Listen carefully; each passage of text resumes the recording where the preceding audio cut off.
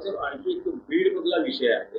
काल स्वतः धनंजय मुंडे यांनी मुख्यमंत्र्यांची भेट घेतली आणि त्यानंतर पदभार स्वीकारल्यानंतर त्यांनी जी प्रतिक्रिया दिली आहे त्यात ते असं म्हणतायत की माझं राजकीय जीवन उद्ध्वस्त करण्यासाठी काही कट कारस्थान रचलं जातं.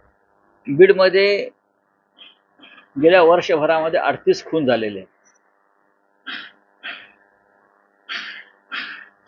ते 38 खून आणि त्यांच्या कुटुंबाचा आक्रोश दडपण्याचा प्रयत्न. बीडमधल्या गावागावामध्ये लहान पोरं हातात बंदुका घेऊन, हातात बंदुका आणि पिस्तूल घेऊन जे फोटो येत आहेत, हे कोणाची देणगी आहे? महाराष्ट्रासारख्या सुसंस्कृत राज्यामध्ये हे चित्र पाहायला मिळत आहे. आणि हे सगळे लोक एकाच गँगचं नाव घेतात. त्यांचा आका कोण आहे, अण्णा कोण आहे, हे कोण आहेत? धनंजय मुंडे यांनी या गुन्हेगारांचा जो सरदार आहे त्याला स्वतःहून पोलीस स्टेशनला हजर केलं पाहिजे.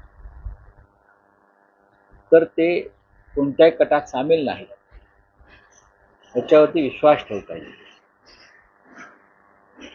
आम्ही अमुक माणसाचे शूटर आहोत अशी 20-20 वर्षाची पोरं मिसरूड न फुटलेली सोशल मीडियावरती येऊन सांगतात.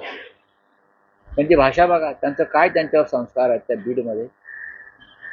त्याला जबाबदार कोण आहेत? बीडचं नेतृत्व कोण करताय? आम्ही करतोय का? नाही, तुम्हीच करताय. तुम्ही काय पेरताय? जे तुम्ही पेरलंय ते उगवलंय.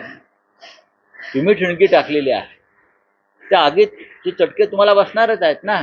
तुम्ही मुळात त्यांना मंत्रिमंडळात घेणं ही चूक होती. कारण तिथे ज्या खुनाचा तपास सुरू आहे किंवा ज्या हत्यांचा तपास सुरू आहे, तो जर निष्पक्ष व्हायचा असेल, निष्पक्षपणे व्हायचा असेल, पारदर्शक व्हायचा असेल, तर मी खात्रीनं सांगतो की एकही मुंडे सध्या तपास पूर्ण होईपर्यंत सत्तेत असता कामा नये. आणि ही भूमिका त्यांनी स्वतःहून घ्यायला पाहिजे. म्हणजे